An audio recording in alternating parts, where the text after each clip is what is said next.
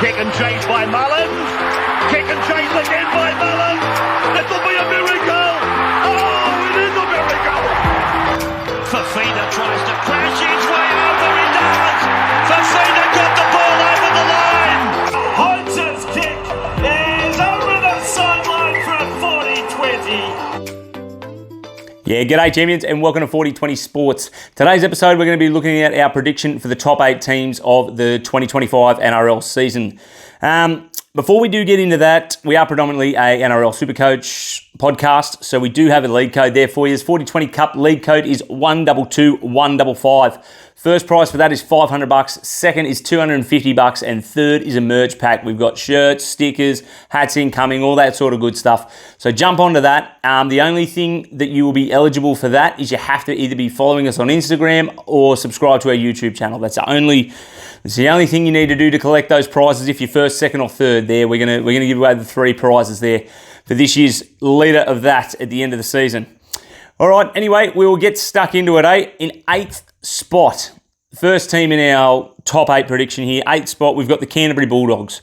For the 2025 season, they've gained Tom Amone from the Lee Leopards, Sitili Tupanua from the Sydney Roosters, Marcello Montoya from the Warriors, and Nari Tuala from the Knights. The losses there are Gerald Skelton, he heads off to the West Tigers, Joash Papali'i, or Papali, I think he likes it pronounced, to the Eels. Jordan Samrani, he's off to the Eels as well. Kia Tony Katoga, he's released. Patalo, he's Manly, he's got a train and trial deal with them. Hayes Perham, he's off to the Broncos. Josh Addo-Carr, he got released last year, he's off to the Eels. Liam Knight and Zane Tadavano also been released from their contracts. Look, you could call it a bit of regression, but I think there's some teams that are just going to do a little bit better than the Dogs are going to do this year. There's no doubting their defence. I think they were the second best defensive team last year. Just a little bit worried about their attack and how that's all going to form as the year goes on. They've lost both 2 wingers, Josh Addo-Carr, Gerald Skelton. They've headed off to different clubs. Also a little bit worried about their big boys. They've got Leo Thompson coming in for the 2026 competition, which is it's going to be fantastic for them. It's sort of what they're missing. They need that big boy that's just going to be a standout front rower. They've got Maxi King there, but I just think he's alone in that regard. I also don't know if he's got enough mongrel in him to have that alpha male sort of aspect about him. He's a great front rower, but I just worry about his aggression. I don't think his aggression is as good. To be fair, I can never see the Dogs getting flogged. I can always see the Dogs being in the hunt, being in the fight. That was pretty much summed up their 2024 campaign. You know, they just build everything on defence. I think that is going to come into play again. Just their attack is a bit worrisome, you know. I hope they don't do what the Cowboys did a couple of years ago. The Cowboys came in and they were just solely based on defence, and their defence was unbelievable. Tried to switch it around the next year and solely have worked on their attack ever since, it seems to be, because their defence is so poor. They went on this massive run. I just hope the Dogs don't fall into that trap. I hope they don't go away from their defensive efforts, start concentrating too much on attack. I think that'll hurt them. I think the way that their team is sized up, they put Sammy Hughes, Max King, they throw them out into the mix in the opening 2025, and then usually Sammy Hughes, he wouldn't get a run for most of the rest of the game. They put their little forwards on, their Currans, you know, they'd come on and they do really well for them. They put the big boys on, take the sting out of it, and then they put the little fellas on, which they have enough little forwards to field a bloody New South Wales side, really. Like, it's phenomenal how many they've got there, but they all seem to do a really good job. They all seem to work really well defensively on each other. I think Stephen Crichton's in for a big year. I think Matty Burton, he's in for a huge year. He sort of progressed during the year. Got to be better with his combinations throughout the year. So I just like to see the Canterbury Bulldogs attack come a little bit more. I think there's no worries about their defence. Their defence is fantastic. Second best or third best. Sorry, I think the Sharkies were second best. Third best defensive team in the competition last year. So I can see them sneaking in, or not even sneaking into the 8. I think they'll still be competitive around semi-final time, but I've got them there at 8th. In 7th spot, I've got the Sydney Roosters there. A lot of people are writing these guys off, but I just think they've got so much class still in their team that I don't see a world where they miss the 8. I think we'll run through a couple of their players who they've missed and who they've gained. Not many gains for the Roosters, but still, I just think that their experience, their talent that they've got. I'll run you through some players a bit later on, and I hope you agree. 2025, the losses there. Joey Suaalii, he's off to Rugby Union. Jared Wera-Hargraves, he's off to the Super League for Hull KR. Joey Manu is over in Japan playing Rugby Union. Luke Keary, he was going to retire and then he's headed off to the Catalans. Satilia Tupanua, like we said, over to the Dogs, and Terrell May over to the Tigers. 2025 gains, they've got Mark Nawanga-Nitawaze, but he came over last year from Rugby Union. Chad Townsend comes down from the Cowboys. It was a bit of a head scratcher there, I thought, the signing of Chatty Townsend, but geez, I think it's going to work out pretty well. You know, they need a steady head there in halfback position.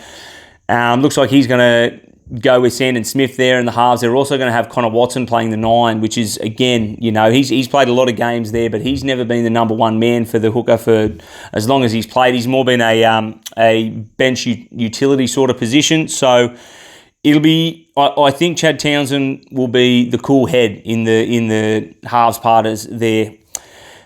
Look, yeah, I've still got them 7th. I think their attacking prowess is still going to be phenomenal. They've got the two of the biggest wingers in the game in Dom Young and Tupou. The centres are up for grabs. We've actually just finished the round 1 trials there for the NRL. They're all done and dusted. This is on a Sunday night. So we've had a bit of a look at Nawanga-Nitawaze. He's got into the centre role. I was a bit iffy on him being a centre. He got picked. A couple of boys at work would give me a bit of curry for it because I did say I don't think he would be picked there, but I thought defensively he was a little bit average. Attacking-wise, quite good. He was getting the offload away. He was running the ball back strong, but I just think in defence he got found out a couple of times, which is, like I've said, centre position is a very, very hard position to defend. You are the decision maker on that edge. You decide whether you're coming up or staying back or sliding, and basically the winger just follows. So very tough position to nut down defensively. I think Billy Smith will get a run there still. I think the Roosters absolutely adore Billy Smith. I'm going to struggle to see Nawanga-Nitawaze getting an actual start in that position. The other centre, though, Robert Toya, he absolutely brained it, I thought. Bit limping towards the end of the game there, come off with the trainer, but fingers crossed he's all right. He was under an injury cloud to start with. I've got him in 7th because I just can't see where everyone thinks they're going to fall off on this big heap. They've lost a fair bit of talent there. Jared Wera-Hargraves is a big one, but they've still got 2 New South Wales props. Lizzie Collins, Spencer Leniu coming in. Naifafua White, he'll do a job. You've got Sua Wong that's coming on. He's probably going to get a bench role, but the backs of Crichton, Radley, Butcher, these kind of guys, it's still a phenomenal team. We're worried about the halves, but then you've got James Tedesco at the back, who's one of the best ball-playing fullbacks that there is in the competition. I think their system's really good, the Roosters. It has been for many, many years. I just think the people writing them off is a bit of bashing because they've had a few losses. I still think there's word that Joey Manu is going to come back after about May. That's when the Japanese rugby season finishes up. I know he's on huge money over there, but all reports, he's a little bit unhappy there. So, yeah, the Sydney Roosters, I still think they've got a lot of depth. They have barely any signings, but they've got a lot of young fellas coming through there. So I would not rule them out for a top 8 berth. 6th position, one of the big movers that we've got here is the Brisbane Broncos. For 2025, they have gained Ben Hunt and Hayes Perham. Benny Hunt from the Dragon, Hayes Perham comes up from the Doggies. They've also got the new coach there in Madge. So a lot of talk about him hopefully busting the Hollywood sort of system out of the Broncos that they've sort of got up there the last couple of years under Kevy Walters. So it'll be interesting to see how they go once they are fully fit. They fielded a very haphazard side for their round 1 trials, so which many teams are doing. We'll get a bit of a better look there for the round 2 trials, but we'll cover that later. 2025 losses, not a great deal lost here. Tristan Saylor off to St Helens. Corey Oates is retired, and Jordan Pereira, he is also retired there for the Broncos. Look, I think they've got all the talent in the world. I think last year, yes, they didn't play well, but I think a lot of their stars were injured for a great portion of that season. I think between Reynolds, Walsh, Payne Haas, not one of them played over 14 games for the entire season. So that's 11 games missed at a minimum for the 3 superstars of that team. I think once they get fit, once they keep their heads cool, Benny Hunt comes in, so if there is an injury to Adam Reynolds, when Adam Reynolds got injured, it was like Andrew Johns for the Knights used to be. It was just game over, lights out. They had no idea what was going on in attack. They needed the little general there to steer him around. I think Benny Hunt coming in there gives them a little bit of depth in that position, even though I think towards middle of the year, he probably goes into the hooker position when Ezra Mann's back. They're star-studded. Carrigan, Haas, they've got guys like Pia Kura waiting in the wings. Jordan Ricky, he's a phenomenal talent. A bit of talk about Kobe Hetherington playing lock. I don't see a great deal difference between him playing lock and Paddy Carrigan playing lock. I know Paddy Carrigan is one of the best locks in the competition, probably behind Isaiah Yeo for that position, for the best in the whole competition. But still, he plays front row. He's still going to get a lot of ball movement. He's still going to get easy, quick feet, yardage, all that sort of stuff. The 1-2 hit is what works so well with them with Payne Haas and Paddy Carrigan. I don't think they're going to lose that. I still think it's going to be good. The outside backs, just as electric. Cobbo, he's phenomenal. Dean Mariner, he is an absolute speedster. Jesse Arthur's on his day, can play phenomenally. He just won the Maori, the Jaden Campbell medal for the Maoris in the All-Stars game, so that shows how good he is. Selwyn Cobbo, they've got enough talent to win the competition, and they showed that by going to the grand final. Their team is basically the same nucleus as what that was when they made the 2023 grand final there. So, big year for the Broncos. Sixth position, I think, is pretty decent for them. I think they could even go higher. Maguire coming in, I think he's going to ruffle some feathers there at the start. A little bit of talk about him and Reece Walsh butting heads. I think that is just going to be a little bit of friction that he gets out of the air before he gets to game day. If they start seeing results, I think they'll warm to him, and then they'll be onto a good thing. Fifth spot, another big mover for this year, and another team that gets a heavyweight coach coming back for them. It is the South Sydney Rabbitohs there I've got in fifth spot. Pretty disappointing 2024 season for the South Sydney Rabbitohs, but much like the Broncos, I've got them. They were just injury-ravelled.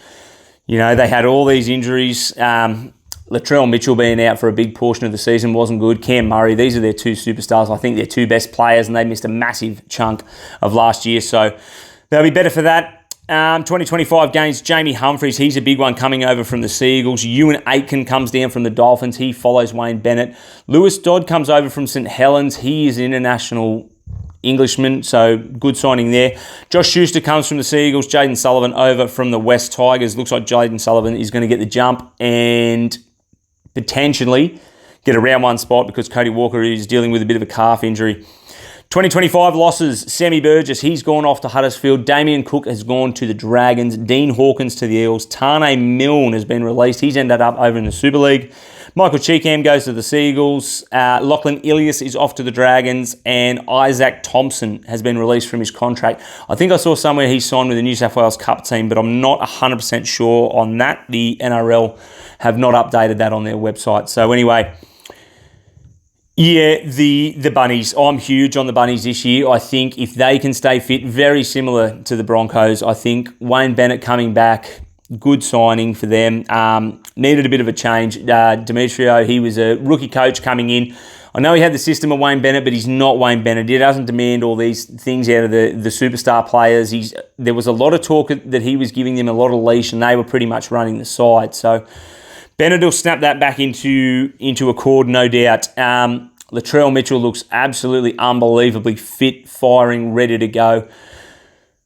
Cody Walker, surely he has a bounce-back season. They've got Jackie White, and he had a pretty poor season last year. He looked really good in the Indigenous All-Stars game as well. They've got the killer, Campbell Graham. He's back from that sternum injury, so fingers crossed he'll be right. He's racing the clock for round one with a wrist injury. My concerns with South Sydney, well, I've got them fifth and probably not a dominant premier force. I think they're missing some middles. I think, as much as Tommy Burgess is up and down, he was really good for them during their middle. Shaq Mitchell is there. They've got Sean Kepi. Tavita Totola, he's going to come back from his foot injury. He's going to be a massive return to work sort of bloke for them. Davey Mwali looks really fit and firing as well. So they've got these guys that can play decent decent minutes, have a decent impact at front row forward, but I really think they're missing that one guy, that one big dominant front row forward that these top tier teams seem to get them to these places that they would need to be on the field. Little bit of a question mark on their halfback situation. Lewis Dodd, up and down last year. Everyone will know him from St Helens, where he came over and kicked the winning field goal in the game there against Penrith for the World Club Championships. Played really well there. Last year he had an up and down year. Played a little bit poor towards the start of the season. Got dropped. Come back midway through or towards the back end and ended up steering St Helens to a pretty good run into the semi-finals. He just got beat by a field goal to get into the grand final there. So Lewis Dodd, I think he's a good signing, but there's a lot of talk around this young fella, Jamie Humphries. I know everyone's pulling their dick over how good his rig is, and he looks phenomenal. He's jacked to the tits. He looks really good. But again, not 100% sure on him. He had one blinder for the Seagulls last year. Joshy Schuster as well. Everyone's pulling their dick over this fella as well. I'm not seeing it. I don't see a world where he starts. I don't see a world where he even makes the 17.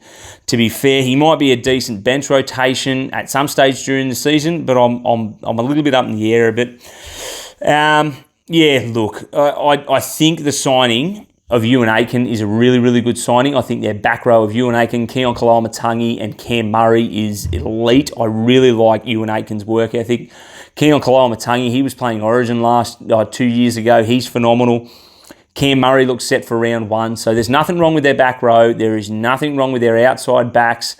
Tyrone Munro's another one. Superstar of a kid. I cannot wait to see him get a bit of open space. He has got some toe. Wayne Bennett, he'll get them cracking, I think. They'll be just outside the top 4, if anything. 4th spot, and a bit of a smoky. These guys are my smoky for the grand final winners. I think if they get their shit together and they put together what they've got, their attack is unbelievable. It is the Manly Sea Eagles. I'm so high on the Manly Sea Eagles, which pains me because I'm a Newcastle Knights supporter, and with every fibre of my being, I hate them. But for the 2025 gains, Joey Walsh comes over from Rugby Union. Jazz Tavaga comes over from the Warriors. He looks like he could potentially get into that hooking role while Croker is injured for the first couple of rounds. Michael Cheekham comes over for the Rabbits. Takeaho comes over from Catalans. Haven't seen a lot of him yet, but he used to be a former superstar at front row forward there for them. Patalo, he comes over from the Dogs. He's on a train and trial. And Paul Avase, he comes down from the Cowboys. Not too sure about him. I don't know a great deal about that young man. So some decent gains there for them. For the losses, Carl Lawton, he heads up to North Queensland. Jamie Humphries, like we said, off to the Rabbits. Brad Parker, he's retired, along with Aaron Woods. Matthew Lodge has been through the ringer with this club. He is on the losses side on the website. Looks like he had to deal with South. Looks like he had to deal with Dragons. All fell through. He's gone through and come back on a train and trial deal with Manly. Apparently he wanted to stay there the whole time. But he's pursuing a boxing career as well, so keep your eye on him. Jackson Paolo, he goes up to the Cowboys as well, and Ben Condon is unsigned. The thing that tickles me pink about the Manly Sea Eagles is their backline. A little bit like South we talked about. I just think they're missing that one dominant front rower. Paseka is a very, very good football player. He is a monster. I'm just not sure about his aggression. He's a bit like a Maxi King, except I think he's a little bit better than Max King. He's very underrated, though. No one really talks about Taniela Paseka too hard, but he's a very good front rower.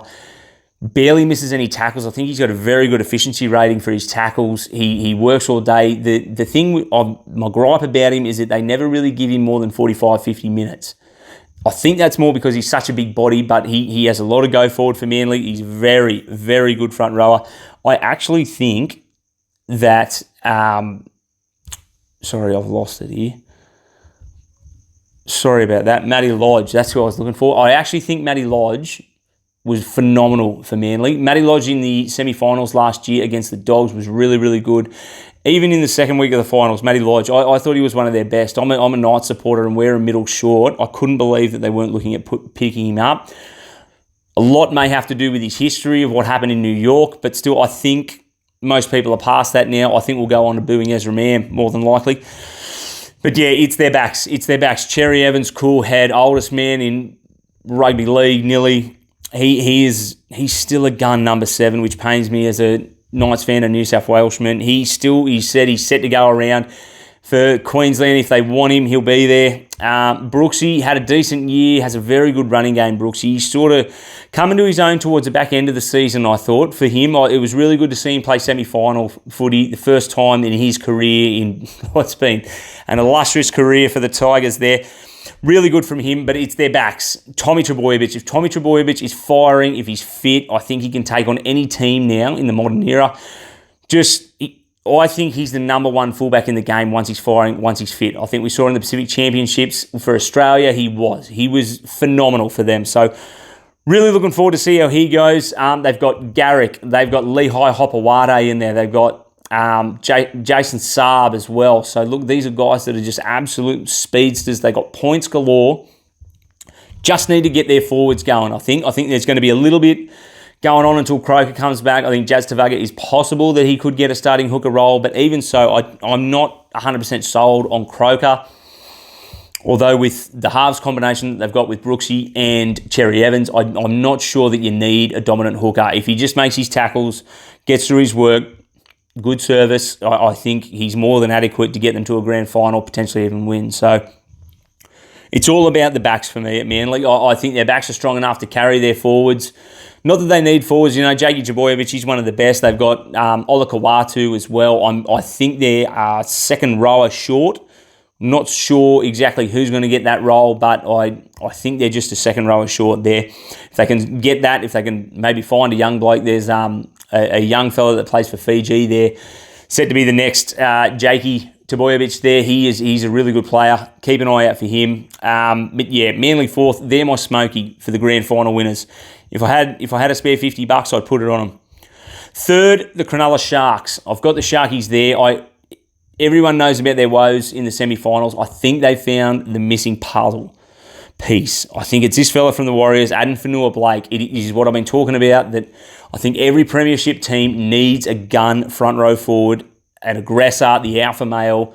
I think that's what the Sharkies were lacking last year and the last couple of years even that. They don't have a bloke to give it to these proper first and second rated teams in the Penny Panthers, Storm. Spoiler alert, that's who the top two is. I think they found it. I think Addin Fanua-Blake brings that. He's come out and he looks absolutely incredible. Fitzgibbon's got him looking fit as hell. They've also signed Hohepa Puru as well from the Raiders. He's a really good young bloke. Looked really good for the All-Stars. So I'm really excited to see how he goes as well. I'm not sure if he gets a starting gig in the 17, but he will be close because Jackie Williams has gone over to the Parramatta Eels. He's every chance of getting a spot there. The losses, that bloke, Jackie Williams, he's off to the Eels. Royce Hunt goes to the Tigers, and Takamo, he heads over to the Knights. Again, I want to talk about Addin Fanua-Blake, just a try-scoring front rower. They've got Tommy Hazelton on the bench, who seemed to get a shitload of ball out of Blake Brayley and get over and crash over for the line. Addin Fanua-Blake scored a good try in the round one trial there. It was all him. He did it himself. That is what they're lacking, I think. The alpha male front row forward. You've got these guys like Toby Rudolph. Tommy Hazelton, guys we talked about, Oregon Kafusi. Fellas that are really good front rowers. They're decent front rowers. They'll do a job, but they just didn't have that X factor. They've got X factor all through their back line, in their second row, their halves. Question marks on the fullback, Will Kennedy. He's come under a lot of scrutiny. Does he offer enough? I'm not overly sure about it, but I think he's safe. I think he's safe enough that he can probably lead them to a premiership, although they do have a guy in the wings, Cade Dykes.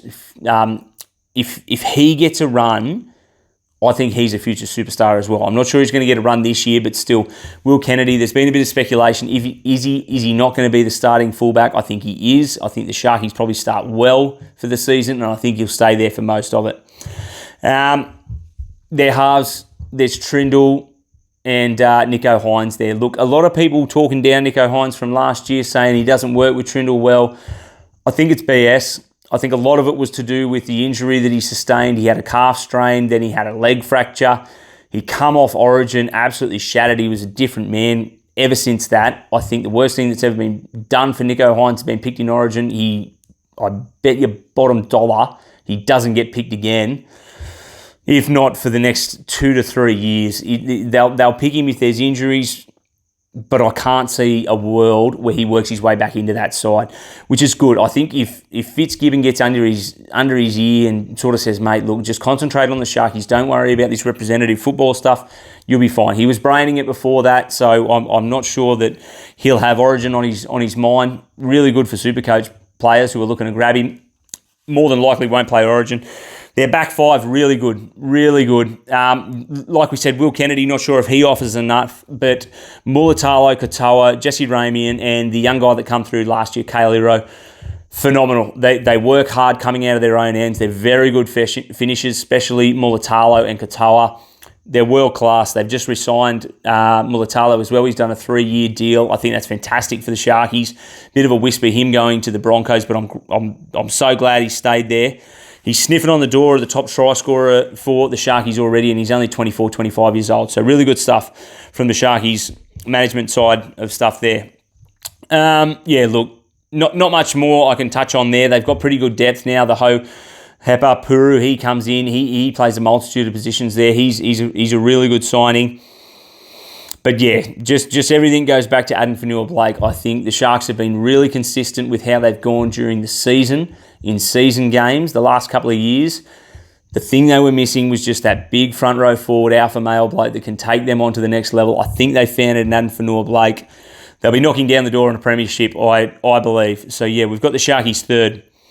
Second spot, I have gone the Penrith Panthers, just missing out on the minor premiership to the Melbourne Storm, it'll be for me. So Penny Panthers, 2025 games. They've got Isaiah Papali'i. He was a junior with them. Excuse me. He comes over from the West Tigers, and Blaze Talangi, he comes over from the Parramatta Eels. A bit of talk about Blaze Talangi. Going to be filling the holes in at 5'8", left by Luai. I'm a little bit sceptical on it. I'm not sure if 5'8" is Blaze Talangi's best position. I think he played a multitude of positions for the Eels last year, and he played phenomenal in all those multitude of positions, but I'm just not certain he's, not even attacking-wise, defensive-wise. I really want to see how he goes defensively before I can say he's a definite locked-in for the season there at that 5'8" role. They've got some good guys in the wings. Schneider, Jack Cole, these guys have come in and done a job last year. It'll be interesting to see where they go. The losses, as with any team that wins a grand final, geez, there's some losses, and they've had a few. Sunia Taruva, he goes over to the Tigers. He follows Jerome Luai over there. James Fisher-Harris, he's off to the Warriors. Isaiah Yongi, he heads over to the Eels for a start there, and Tyrone Peachy has retired from football. Look, it's no doubt they're going to be up there again. I think even with the amount of talent that they've lost, they've gained in tenfold. The McLean brothers are going to cover Taruva. They're very good in what they do with their craft. I'm not sure who gets that spot. Casey McLean had a blinder for New Zealand last year in the Pacific Championships. The other brother, he is an out-and-out winger, so that's what they're looking for. There's a left or right. They chop and change their wingers. Brian Toto played left and right both couple of years, So it'll be interesting to see where they put one of the McLean brothers. They're basically fighting each other for a spot there.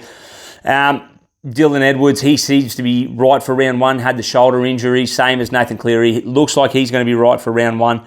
Blaze Talangi is probably ahead for that 5'8" jersey, although they do have really good depth with Jack Cole, Schneider, like we said. Decent options there. The big loss, I think, for them is what we're going to talk about, James Fisher-Harris.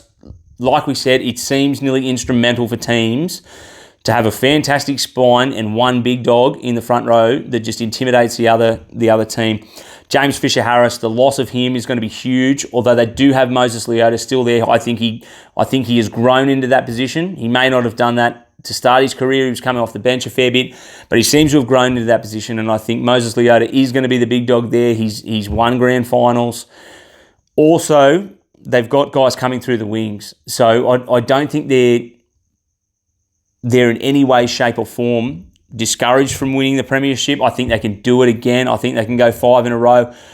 Halfback Nathan Cleary, nearly the world's best player week in, week out. So I can see a world where he goes. I'm praying that he goes the whole season and gets fit and comes through and wins a bloody Dally M. I think that is what's missing from his arsenal. Also, he needs to step up a little bit in Origin, but that's a different talk. Needs a Dally M. Needs a Dally M. The tricky thing with him getting a Dally M is that he's surrounded by so many people in his team that take away so many points. Isaiah Yeo, he's the world's best lock. You've got Brian Tyre, who's probably the world's best winger.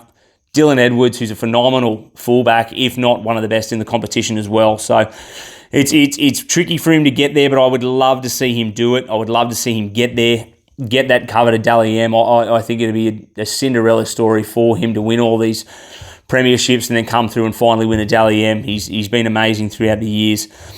Their depth as well is phenomenal. You know, they've got these wingers here. Dane Laurie, he's a fullback, but he's phenomenal as well. I was watching him in the trials. He looked really, really good for the Penny Panthers there.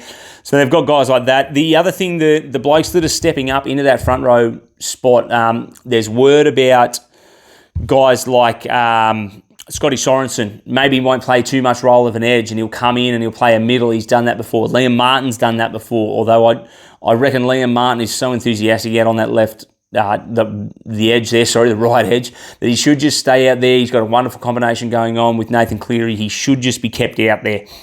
The big one that's going to come into play is Lindsay Smith. Got what some would say is a shock call-up to the Australian Kangaroos team. I'm not sure that's much of a shock. He is an out-and-out gun. Not so much an aggressor, like we said, but I think if Moses Leota is the aggressor, Lindsay Smith comes on, he does a fantastic job. Really good go feed, really good go speed, good foot acceleration when he hits the line. He's got good post-contact meters.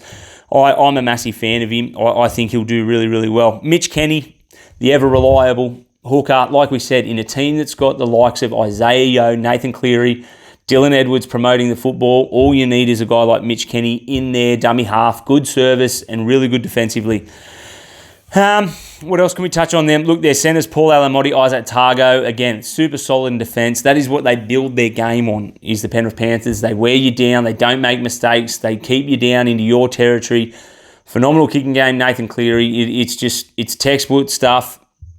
I've just unfortunately got them being pipped this year. I think they'll lose out on the minor premiership, and I've got them tipped to not make a grand final. I think this is a year where all the losses finally take a bit of a toll. I think it'll be a Storm Sharkies grand final. I think that might be a bit whack for some people, but I think the Sharkies, they look really good. Found that front rower. And just the Penny Panthers, they continue to lose so many good players. They continue to get so many good players in. Their pathway system is amazing, but I just think this year's the year we probably won't see them in a grand final. First spot, the one and only Melbourne Storm, the ever-reliable Storm. Like a ridiculous amount of years that they've made the top four now going on. Just an incredible system down there in Melbourne. It's like everyone just leaves them alone, lets them. Nobody knows them in Melbourne because that's AFL heartland, and they just seem to be able to get away with walking around the main street. I don't know if that makes them feel more comfortable, and then they get into training and they train the fucking house down. Craig Bellamy has got them humming every single year. They're just a force. I think, again, not that they didn't have that front row. I know there's a lot of emphasis on the front row, and I'm carrying on about it, but I think it's a new thing that now these teams need to have these front row forwards. Stefano Utsikamanu signed from the West Tigers. I think it's a fantastic signing. Again, I think it's what they're missing. Nelson, Big Nelson, the Soft Solomona, he's a really good player, and he's been an alpha dog for that many years. It's not funny. I think his minutes are now becoming limited. They seem to play him for only about 40 minutes a game, 35, 40 minutes, so a little bit limited there. Stefano Utsikamanu, he was averaging about 55 minutes a game, roughly around about that. He's a big body. He's going to improve enormously down there at the Melbourne Storm. I think he's going to be a fantastic signing for them. He'll turn into the ever-present front row forward alpha male that I think we've been waffling on for the last half an hour. So anyway, 2025, their losses. Remus Smith, he's been released. Young Tonamapea has retired. Aaron Pane is off to the Lee Leopards. Chris Lewis has retired. And Tepai Moroa, he is released from his contract as well. The losses for them are nothing short of basically no one that they played throughout most of the year last year. A bit of Remus Smith at the start of the year. Young Tonamapea filled in on the wing every now and again, but still not a focal point of their side, and they've gained a fantastic front row forward in Stefano Utsikamanu coming over from the Tigers. Look, I think It'd be a bit like the situation that happened with the Panthers all those years ago against the Storm in the grand final. I think it's lit a fire under them. I think they'll be hungrier than ever. Cam Munster went through most of that season not well. I think they needed him to be their big game player. I thought he had an underwhelming semi-final and grand final campaign as well, which was disappointing to see. I'm not sure how his injury throughout the season. Once you miss your preseason and then you miss the first couple of weeks that roll into it, it's very hard to get your fitness back, especially trying to get your fitness back in around week 18, 19 or 20, whenever it was he had his return from that groin strain. So comes off double hip surgery, which is a bit concerning, but still I think he'll be the goods, even if he does get a run late until round 3. Yeah, look, the spine is just phenomenal there. Harry Grant, world's best hooker. Jerome Hughes, Dellingham winner for last year. Cam Munster, I still think he's the best 6 in the game. Then you've got Ryan Papenhuyzen, huge thing to prove there from Pappy. He needs to be fit. Surely he's fit now. He just, the most unlucky player in the world with these bloody leg injuries that he's got, even playing throughout the back end of last year with a considerable leg injury. I think their wings and centres are absolute dynamite superstars. Xavier Coates, Will Rawbrick, just big, tall bodies, good kick options. When you've got the likes of Jerome Hughes kicking to the ball, it doesn't matter. You could be 5'10". These blokes are 6'4", 6'5". Leaping into the air, it's fantastic to watch. The centre pairing, Jack Howarth, love it. Nick Meaney, I'm still a little bit up in the air. I thought midway through the year, although the Melbourne Storm were humming, I wouldn't have been surprised if Nick Meaney got dropped for a different player sort of thing. His defence is quite questionable. He's a very good goal kicker. The bigger bodies just seem to find a way through him, which I think is a little bit concerning for the Melbourne Storm. It's probably the only thing I can knock from them and their defensive efforts. Their middles are just big, tough boys that love tackling. Trent Liero, Maxi King, Joshy King. Now the likes of Stefano Utikamanu, you've got Alec McDonald, Tua Kamakamitha, he's in there as well. These are big, massive bodies, big dog front row forwards who love eating metres and just phenomenal defensively. Their defensive line set is really, really good, really pleasing to watch from a defensive sort of point of view. And then their second rowers of Sean Bloor and... the word escapes me now. Jeez, I've gone all this way now. I fucked it up. Katoa, sorry. He had a fantastic year outside of Jerome Hughes. Really good season from him, mate. He's an absolute superstar. They talk about him religiously there. He's still only mid-20s, so he's still got a lot of room to grow as well, Katoa, but he's a phenomenal second row forward there. That's probably enough waffling on. That wraps up my top 8. So yeah, I've got Melbourne Storm going to the grand final. I've got them and the Sharkies in it, and I've got the Melbourne Storm probably winning it. I just think their experience going to a grand final, much like the Penny Panthers. I think the Penny Panthers may run out of a bit of smoke and run out of a bit of depth, although they do have fantastic juniors coming through. If they get some injuries, I think they're in a bit of trouble now. I think they're nearly at the bottom of the barrel. We're finding these superstars, this superstar talent. They've lost so many players throughout the years that they've won all these grand finals of 4 in a row. I've got the Melbourne Storm winning it. Yeah, I think I'll run with that. So there you have it, legends. Run back through. We'll go first, Melbourne Storm. Second, we've got Penrith. Third, the Sharks. Fourth, Manly Sea Eagles. Fifth, the Rabbits. Sixth, Broncos. Seventh, Roosters. And eighth, the Doggies. Thanks heaps for watching, legends. Please go and follow us on Instagram and please subscribe on YouTube. We'd much appreciate it. Also, don't forget our league code in Supercoach is 122155. Thanks heaps for listening, legends. Take care.